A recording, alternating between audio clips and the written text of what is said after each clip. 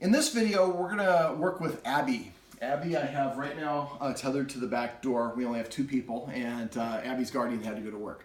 So this is basically a different approach that Abby's guardian can use when people enter into the house. Now, for Abby right now, she is fearful of people she doesn't know. So if a new person comes in, she barks at them, she nips a little bit if they move around too fast.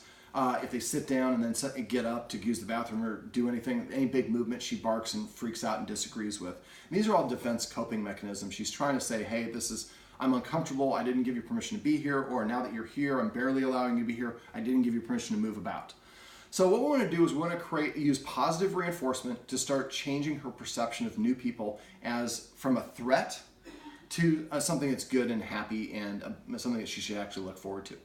I have in my hand 6 high-value meat treats. Now, when you use this sort of technique, we need to use a really high-value treat. The treat needs to be something that the dog will respond to. So if you get a treat that you think is really good but the dog doesn't listen, it doesn't matter. It's got to be something the dog likes. I find that chicken and beef liver are one of the best ones to use because they have a really strong aroma. Try to get them with little preservatives. I use Tricky Trainers. Okay, so what I'm going to do is I'm going to pantomime now because there's just 2 of us. I'm going to have to describe what's going on. But let's say that somebody comes to the door. Normally the dogs bark and race at the door, and they're barking and they're waiting at the door, correct? Okay, so, and that's pretty normal for most people. If we get up and what happens is we typically get up when we rush to the door. Well, when we rush, the dogs are like, look how fast the humans are moving. Something is disturbing the humans. What is different? There's a knock at the door.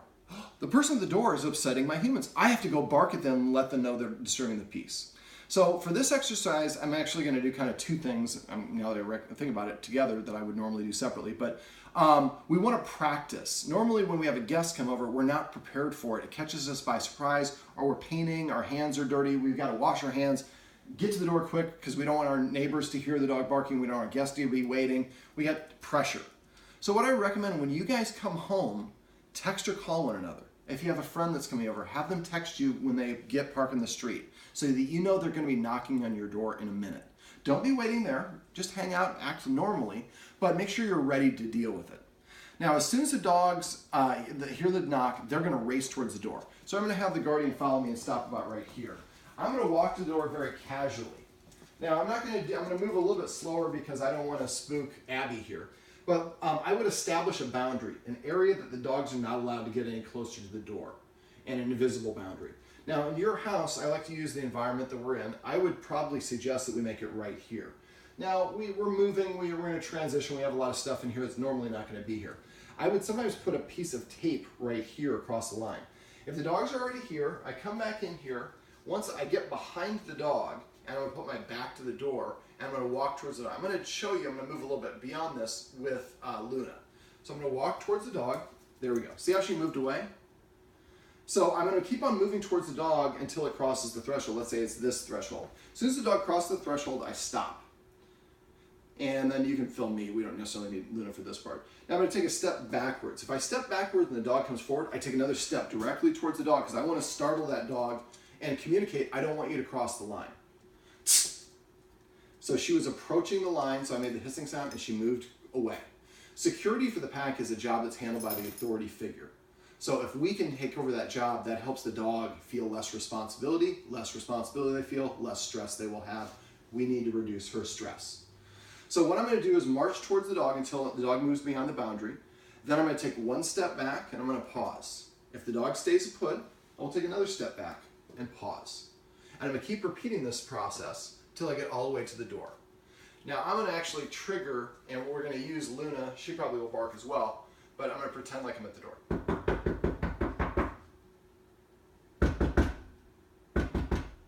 So they know it's me, they're not responding like they normally would.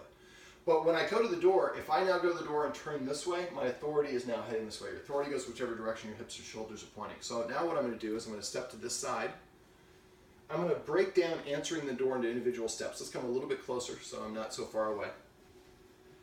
So the first thing I'm going to do is I'm going to keep my authority, and again, the dogs are not allowed to cross that line. So I'm going to turn, keeping my hips here, and I'm going to jiggle your deadbolt.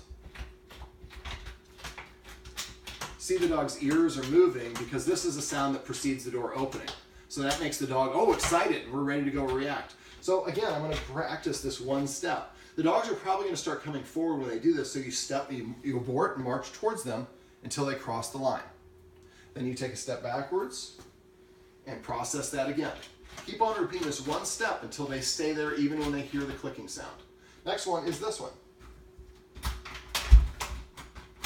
Just jiggling the doorknob. There's also a little lock on the doorknob. So we want to jingle and make all the sounds that the doors make. Then when I open it a crack. And then when I'm going to open it all the way, I open it like this, and I take a step forward to keep the dogs back there, the door behind me. And again, I'm answering it the first few times with my butt facing the door. This is why it's better if you have family or friends help. Then I take a step up to here, the guest comes in behind me and closes the door. Now the dogs are not allowed to cross the line and interact with the guest unless the guest crossed the threshold. So if you have somebody who comes over is not a dog person and they wait right here, they don't have to interact with the dogs at all. Now, when there's nobody at the door, the dogs can come and go as they please. This boundary is only established and enforced when there's somebody at the door. Okay, so this is the first stage of this, what we're going to need to do, and I would have you guys both do this for both dogs and practice this. It's one of my favorite exercises, about 6 to 12 times, and the dogs will start waiting behind the line and say, are you going to go answer that or what? Now, I'm going to split this up because it's a little bit longer. We're going to do a second video where I'm going to talk about the technique that we're going to use to help Abby here feel more comfortable about visitors arriving. This is the conclusion of how we can claim the area around the door and help the dogs give up the job of being a sentry.